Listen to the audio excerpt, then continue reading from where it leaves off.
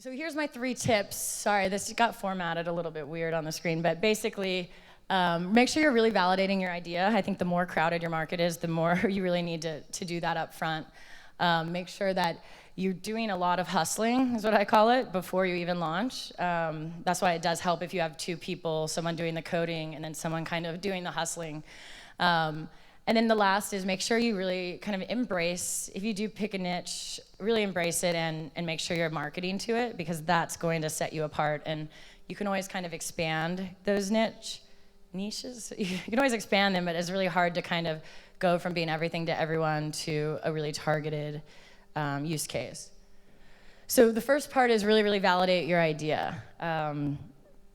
And here's all the things I did before I even hired my developer. I did a lot of work on making sure that I had basically the entire concept, start to finish, laid out in my head, business model, competitive landscape, how I'm gonna pitch it to press, how I'm gonna pitch it to investors, how I'm gonna pitch it to a girl I meet on the street, how I'm gonna pitch it to a guy I meet on the street, how I'm gonna pitch it to a parent of young, successful people. And so really getting that story down.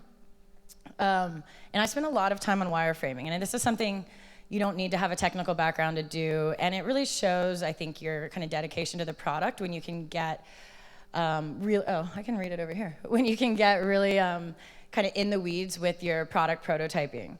I'll show you a little bit of kind of what I went through, but this I like this because it says number of staff, 1.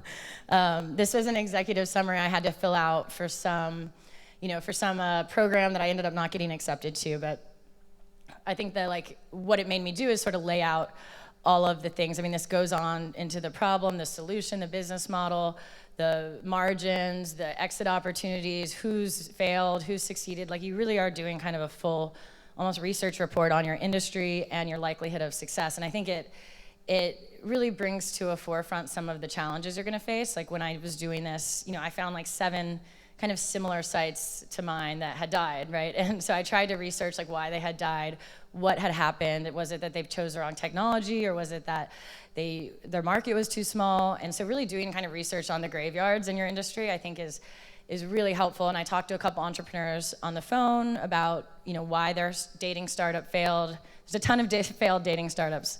Investors will be the first to tell you. And but I really think it's good for everybody to have this before you're even looking for a co-founder, or if you have a co-founder, even before you sit down to start prototyping. Just kind of lay this out. And it doesn't have to be perfect, but it just gives you a roadmap.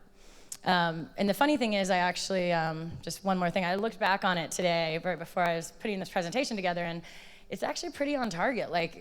I mean, it was written in February, we didn't launch till November of last year, and it was written in February.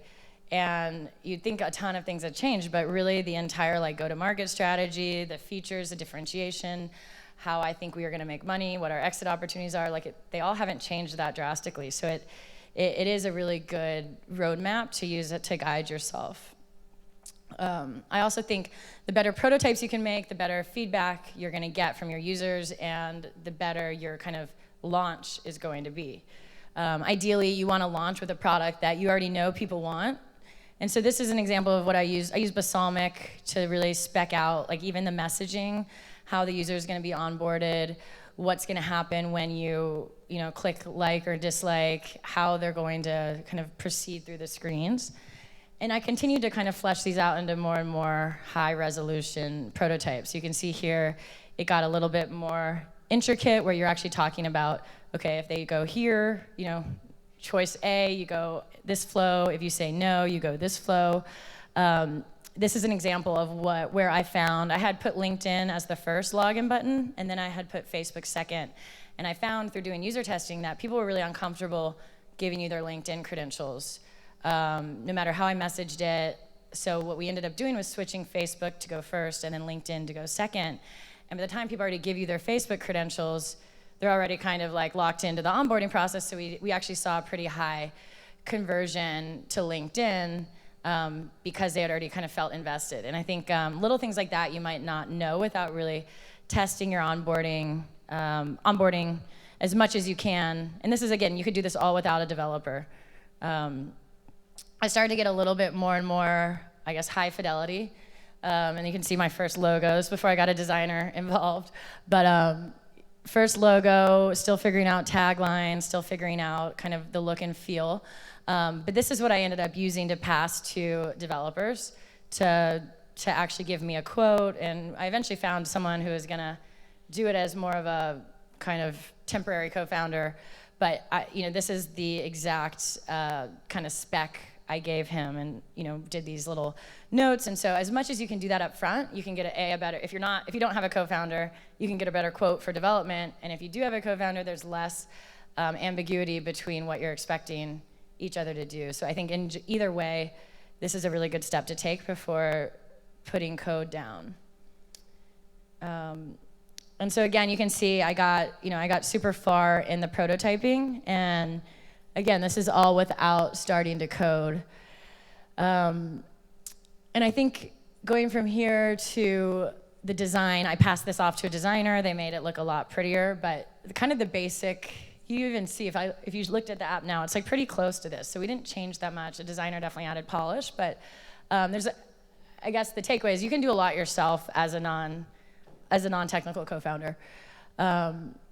The other thing I did was I got it to the App Store very soon. So as soon as possible, we shipped to the App Store, even though a lot of stuff wasn't working and wasn't fully fleshed out, because then I could test onboarding. And onboarding is the most important part of a mobile app.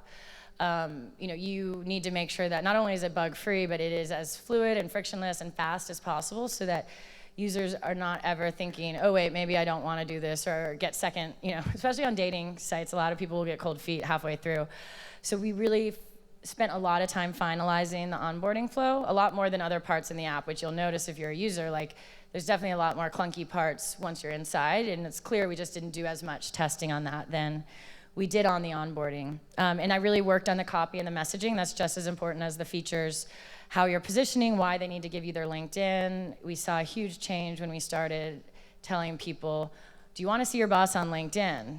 Yeah, we didn't think so. Give us your LinkedIn credentials. Then people started doing it. But when we said, hey, give us your LinkedIn credentials so we can auto-populate your profile, everyone was like, F you, I don't want to give you my LinkedIn data. So it's a lot about just framing and positioning and like why that is going to be valuable to them. We're going to block them from their boss, from their coworkers. Like that makes much more sense to people, especially people that have cold feet about dating apps in general. You can test the UI, UX design, and you can just test overall app experience. So we were probably in the App Store since July, and we didn't launch officially till November. So from that whole month period, I was constantly doing tests with my friends and friends of friends, and it's very easy once it's in the App Store, you can just tell people to, go to the App Store and download it and let me know what you think of the onboarding flow. And so you can kind of start to collect signups that way, especially if you're doing a marketplace. That's really important.